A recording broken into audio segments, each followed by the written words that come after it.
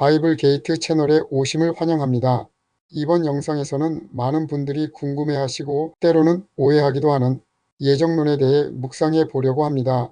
조직신학적 관점에서 다루려면 너무 광대한 분량이라 성경신학적 관점에서 간략하게 다루도록 하겠습니다. 우리는 창세기 25장 22절부터 리브가가 쌍둥이 에서와 야곱을 임신하는 본문을 만납니다. 그리고 23절에서 하나님께서 두 국민이 내 태중에 있구나, 두 민족이 내 복중에서부터 나누이리라.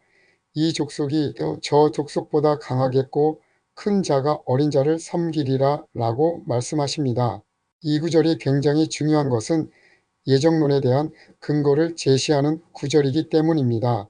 나중에 신약 성경 로마서 9장 13절에서 사도 바울은 이 구절을 인용하며 내가 야곱은 사랑하고 에서는 미워하였다라고 말하면서 이것에 근거하여 예정론을 말합니다. 이런 말을 들으면 사람들이 예정론에 대하여 반박을 합니다.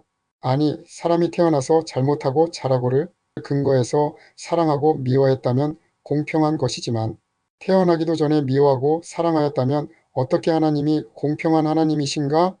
이것은 사랑의 하나님의 속성에 맞지 않느냐라는 것입니다. 또한 하나님이 공평하시다면 두 사람을 다 사랑하던가 아니면 둘 다 미워하던가 하시지라는 것입니다.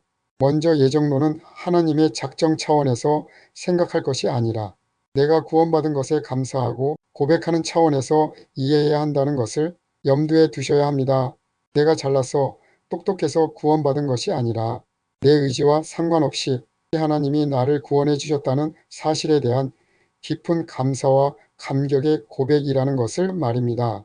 사도 바울이 말한 예정론은 무슨 차원에서 말한 것이냐면 예정론이란 하나님이 우주 만물을 만들기 전에 이 사람은 택하고 저 사람은 택하지 않고 그런 것이 아니라는 것입니다.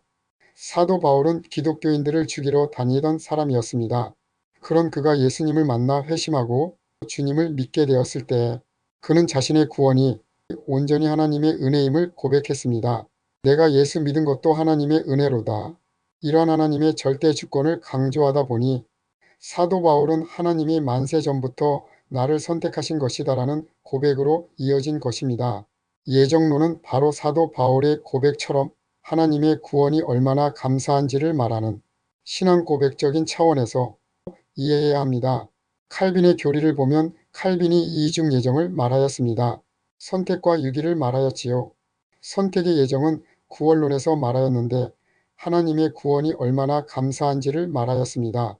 하나님이 나를 선택하셨던 것이 너무 감사하고 기뻐서 그 고백의 차원에서 말하였습니다. 그렇다면 에서는 미워하고 야곱은 사랑했다는 성경 말씀은 어떻게 이해해야 할까요? 원문의 의미는 하나님이 에서를 처음부터 미워했다기보다는 에서가 태어나서 죄악의 길로 가는 것을 그대로 내버려 두셨다는 의미에 가깝습니다. 하나님께서 애굽의 바로 왕의 마음을 강팍하게 하셨다는 말씀도 하나님께서 애굽의 바로 왕의 마음을 강팍하게 하셨다는 것이라기보다는 바로가 악한 마음을 품고 악을 행하는 일에 하나님께서 그냥 방치하셨다는 것으로 볼 수 있습니다. 여기에는 중요한 전제가 있습니다. 아담과 하와가 타락함으로 모든 인류는 다 지옥으로 갈 수밖에 없는 상황에 처해 있었습니다. 그런데 하나님은 그 중에서 일부를 구원해내겠다고 작정하십니다. 이것이 바로 하나님의 주권적 선택이고 예정이라는 것입니다. 그렇다고 나머지 사람들을 적극적으로 지옥에 가도록 미워서 버리신 것이 아니라는 것을 알아야 합니다. 원래 모든 인류가 다 지옥으로 갈 수밖에 없는 상태였기에 다만 일부는 예정하여 선택하시고 일부는 선택하지 않은 상태로 유기하여 두신 것이지요. 그냥 내버려 두었다는 것입니다. 일부 학자들은 아담과 하와가 선악과를 따먹은 것도 예정되었다고 말합니다. 하지만 이는 인간이 인격적인 존재로 창조되었다는 중요한 사실을 간과한 오해일 수 있습니다. 하나님은 인간을 인격적인 존재로 지으셨습니다. 하나님에 의하여 인격적인 존재로 지음받은 존재는 천사와 인간뿐입니다. 천사는 영적인 존재지만 인간은 영과 육을 가진 존재입니다. 천사와 인간은 로봇이 아닙니다. 그래서 천사와 인간은 인격적인 존재로 지으셔서 지성과 감성, 그리고 의지를 주셨습니다. 이는 인간은 로봇처럼 하나님의 말씀에 절대 순종하고 복종하도록 프로그램화된 존재가 아니라 스스로 이성적으로 판단하고 의지적으로 선택할 수 있는 자율적인 존재로 만드셨다는 뜻입니다. 그럼 왜 하나님은 인간을 인격적인 존재로 만드셨을까요? 그것은 하나님과 대등한 존재로 교제하고 대화하기 위함입니다. 만일 인간이 프로그램화된 로봇으로 만들어졌다면 하나님과 대등한 관계로 대화의 존재가 될 수 없는 것이지요. 그리고 하나님이 왜 에덴 동산 중앙에 선악을 알게 하는 나무를 만들어 놓으셨을까요? 혹자는 하나님이 선악과를 만들어 놓아서 인간이 타락하게 되었다고 하면서 인간의 타락의 원인이 하나님에게 책임이 있다고 합니다. 뭘 모르고 하는 말이겠지요. 하나님께서 선악과를 만들어 놓은 이유는 다른 것이 아니라 인간을 인격적인 존재인 자유의지를 가진 존재로 지으셨기 때문입니다. 만일 프로그램화된 로봇처럼 하나님께서 인간을 지으셨다면 에덴 동산 중앙에 선악을 알게 하는 나무를 만들어 놓을 이유가 없었을 것입니다. 만일 에덴 동산에 선악을 알게 하는 나무가 없었다면 인간이 인격적인 존재임을 드러낼 방법이 없었을 것입니다. 예스냐 노우냐를 선택해야 인간이 인격적인 존재임이 드러나는 것이지요. 하나님께서 인간을 인격적인 존재로, 즉 자유의지를 가진 존재로 지으셨기에 선악과를 먹을 수도 있고 먹지 않을 수도 있는 것입니다. 이러한 선택권을 주심으로써 인간의 자유의지가 드러나게 된 것이지요. 그런데 인간은 불행하게도 하나님의 말씀에 불순종의 길인 아니오를 선택했습니다. 그것을 타락했다고 하는 것이지요. 그래서 죄에 대한 책임은 하나님에게 있는 것이 아니라 인격적인 존재로 선택권이 있던 인간에게 있는 것입니다. 그러나 하나님은 타락한 인간이 모두 멸망받는 것을 원치 않으셨습니다. 그래서 예수 그리스도를 통해 구원하시고 선택한 사람들을 통해 다시 교제하며 처음 창조하셨던 모습대로 이끌어 가시려는 계획을 세우셨던 것입니다. 그렇다면 왜 모든 사람을 다 구원하지 않으시나요? 라는 질문이 생길 수 있습니다. 이는 하나님의 사랑과 자비의 속성이 선택을 통해 드러나고 하나님의 공의로운 성품은 유기를 통해 드러나기 때문입니다. 즉 다시 말하면 하나님의 성품과 속성 중에 사랑만 있는 것이 아니라 공의로운 속성이 있기 때문입니다. 이 예수 그리스도의 십자가 구속 사건도 가룟 유다와 같은 존재, 그리고 로마 제국과 같은 환경이 있었기에 가능했던 것입니다. 만일 모든 인류가 하나님을 선택했다면 구속사건 자체가 일어날 수 없었을 것입니다. 그래서 하나님은 일부를 그대로 유기해 두신 것입니다. 또 이런 질문도 하실 수 있습니다. 그럼 왜 하나님은 특정인만 구원하느냐는 질문 말입니다. 사실 이러한 질문 속에는 인간의 악한 마음이 숨어 있는 것입니다. 마치 남이 잘 되는 것을 시기하듯 왜 저 사람만 천국에 가느냐는 비판은 인간의 죄악성을 드러내는 것입니다. 원래 우리 모두가 지옥으로 갈 수밖에 없는 상황이었는데 그중 얼마라도 구원하신 것이 얼마나 감사한 일입니까? 사촌이 땅을 사면 배 아파하는 마음과 같은 것이지요. 하나님은 모든 사람이 구원받기를 원하십니다. 예수님은 가룟 유다에게 차라리 태어나지 않았으면 좋았을 뻔했다고 말씀하셨습니다.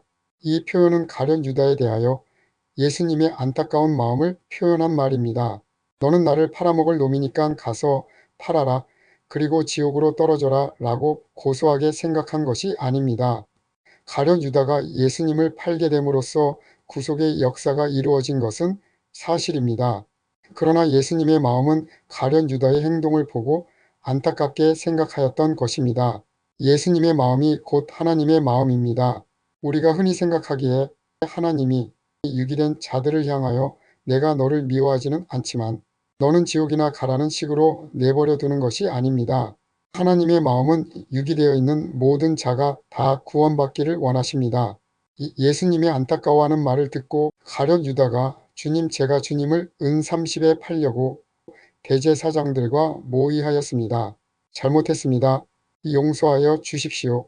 라고 회개하였다면 가룟 유다는 나락으로 떨어지지 않았을 것입니다. 하나님이 주신 자유의지를 잘못 사용한 것이고 유기된 상태에서 선택의 상황으로 얼마든지 역전될 수 있었지만 자신의 지성과 의지가 그것을 허락하지 않은 것이지요. 그래서 가룟 유다의 죄의 책임은 하나님에게 있는 것이 아니라 가룟 유다에게 있는 것이지요. 하나님은 결코 누군가를 미워하여 지옥에 보내려 하지 않으십니다. 혹자는 이렇게 말하기도 합니다. 하나님이 하와가 선악과를 먹으려 할 때 왜 막지 않았으며 가룟 유다의 마음속에 사탄이 예수님을 팔려는 생각을 넣었을 때 왜 막지 않았느냐. 그때 막았으면 아담과 하와도 가룟 유다도 죄짓지 않았겠느냐입니다. 그것은 하나님께서 이미 아담에게 선악과를 먹기 전에 그 나무의 열매를 먹는 날에는 정령 죽으리라 말씀해 주셨고, 가룟 유다에게도 복음서에 보면 최후의 만찬이 있기 전에 사탄이 가룟 유다의 마음속에 예수님을 팔 생각을 이미 넣었습니다. 그리고 최후의 만찬 자리에서 예수님께서 나와 함께 그릇에 손을 넣는 그가 나를 팔리라 라고 말씀하셨습니다. 하나님은 아담과 하와 그리고 가룟 유다가 하나님이 주신 자유의지로 올바른 판단을 하기를 원하셨던 것입니다. 하나님은 아무 예고 없이 죄를 짓게 하거나 악에 이용당하지 않게 하십니다. 문제는 그런 상황에서 내가 어떤 판단을 하느냐에 달려있는 것이지요. 하나님께서 일일이 인간이 죄를 짓는 순간마다 막을 일이 없는 것입니다. 왜냐하면 하나님은 인간을 앞에서도 말하였지만 스스로 판단하고 결정하는 인격적인 존재인 자율적인 존재로 지었기 때문입니다. 그러므로 모든 죄를 지은 것에 대한 책임은 인간에게 있는 것입니다. 사도 바울의 경우도 마찬가지입니다. 사도 바울의 악행으로는 지옥에 떨어지고도 남을 것입니다. 유기된 자로 그렇게 악을 행한 자도 드물었지요. 그런데 사도 바울이 자기가 돌로 쳐 죽이던 스데반이 죽을 때 죽어가면서도 용서를 빌고 웃으며 죽는 모습을 보았습니다. 이 모습은 바울에게 기독교인들은 도대체 누구인가? 예수는 과연 누구인가? 라는 깊은 질문을 던졌고 그의 완고한 마음의 문을 조금이나마 열게 되는 계기가 되었습니다. 하나님은 진정으로 유기된 자들에게도 진리를 추구하는 기회를 주어 그 마음의 문을 스스로 열게 하시는 것입니다. 어느 상황이든 마음의 문을 열고 닫는 것은 나의 인격적인 반응에 있는 것임을 알아야 합니다. 우리는 흔히 하나님이 택하신 자에게는 강제로라도 믿음을 주시고 불택자는 아무리 노력해도 소용없다고 생각합니다. 그러나 성경은 분명히 말씀합니다. 디모데전서 2장 4절에서 하나님은 모든 사람이 구원을 받으며 진리를 아는 데에 이르기를 원하시느니라. 하나님께서는 유기된 자들 가운데서도 한 영혼이라도 더 구원하시기 위해 끝까지 기다리시고 끊임없이 기회를 주십니다. 바울의 회심처럼 극적인 순간이 아니더라도 우리의 삶 속에서 수많은 방법으로 우리를 주님의 품으로 부르고 계심을 아셔야 합니다. 그렇다면 예정론은 인간의 반응이나 책임을 무시하는 것일까요? 아닙니다. 예정론은 하나님의 주권을 강조하면서도 그 목적을 이루는 과정에서 인간의 반응과 책임 그리고 행동을 중요하게 생각합니다. 하나님은 우리가 로봇처럼 움직이도록 예정하신 것이 아니라 우리가 어떻게 반응하고 결정할 것인지까지 모두 감안하여 예정하신 것입니다. 하나님은 강제로 끌고 가시는 것이 아니라 우리가 스스로 이 예수 그리스도를 받아들일 수 있도록 최대한 환경과 상황을 만들어 주시고 가시는 분이심을 명심해야 합니다. 그럼 예정론이 중요한 진짜 이유는 무엇일까요? 아브라함이나 이삭 그리고 간사했던 야곱처럼 평범하고 실수 많은 인간도 하나님이 반드시 이끌고 가신다는 약속이 담겨 있기 때문입니다. 내가 비록 실수하고 죄를 짓고 약하지만 결코 낙담하지 않고 희망을 가지고 나아갈 수 있는 의미가 여기에 있습니다. 이것이 바로 숙명론과 예정론의 결정적인 차이입니다. 숙명론은 운명이 결정되었으니 체념하고 포기하고 살라는 것입니다. 숙명론은 모든 종교 철학의 바탕이 되는 것이기도 합니다. 이슬람은 절대 숙명론이고 중국의 주역 사상 사주팔자 다 숙명론입니다. 그런데 교회 다니는 사람들 중에도 예정론을 숙명론으로 생각하는 분들도 있습니다. 하나님이 은혜만 주시면 잘 믿을 텐데 라고 생각합니다. 이것이 예정론을 다 잘못 이해한 것에서 나온 것입니다. 내가 스스로 얼마나 은혜를 받기 위하여 갈망하는가? 내가 갈망하는 것만큼 은혜를 받는 것입니다. 그래서 예정론은 약속된 미래의 사실을 바라보고 그것을 위해 내가 더 땀을 흘릴 수 있다는 희망을 주는 것입니다. 숙명론하고는 전혀 반대적인 개념이지요. 우리는 결국 약속된 목적지에 갈 것이기 때문에 포기하지 않고 끊임없이 노력할 수 있습니다. 예정론은 하나님이 알아서 다 해주시겠지 하고 방관하는 것이 아니라 내가 스스로 얼마나 은혜를 받기 위해 갈망하는가에 대한 질문을 던집니다. 우리가 갈망하는 만큼 은혜를 주시는 것입니다. 그래서 성경에서 하나님은 구하라, 찾으라, 문을 두드리라, 부르짖으라, 간구하라, 기도하라 하신 것입니다. 하나님이 알아서 다 해준다면 이런 말씀을 왜 하셨겠습니까? 신앙은 인격적인 하나님을 향하여 내가 인격적으로 반응하는 것입니다. 구하고 찾고 두드리고 부르짖고 간구하고 뜨겁게 사모할 때 하나님은 인격적으로 더 크게 우리를 향하여 반응해 주시는 것입니다. 그래서 신앙생활 중에 넘어지고 지쳐도 하나님이 성경을 통해 약속하신 미래의 사실, 즉 우리를 반드시 목적지까지 이끌어 가신다는 그 약속을 붙잡고 우리가 더 뜨겁게 하나님을 향하여 인격적으로 반응하며 나아갈 수 있게 하는 것입니다. 이것이 신앙생활에 있어서 무척이나 중요한 부분임을 아셔야 합니다. 이 예정론의 초점은 신앙 고백의 차원에서 우리가 연약하고 한없이 부족한 존재이지만 하나님의 절대 주권과 은혜로 우리를 이끌어 가신다는 사실을 믿고 좌절하지 않으며 더욱더 하나님께 다가가려는 것입니다. 우리가 분명히 알아야 할 것은 예정론이라고 해서 너는 언제 어디서 태어나서 몇 살에는 무슨 일이 일어나고 몇 살 때에는 어떻게 살고 이렇게 우리의 70평생 인생이 다 결정되었다는 것이 아닙니다.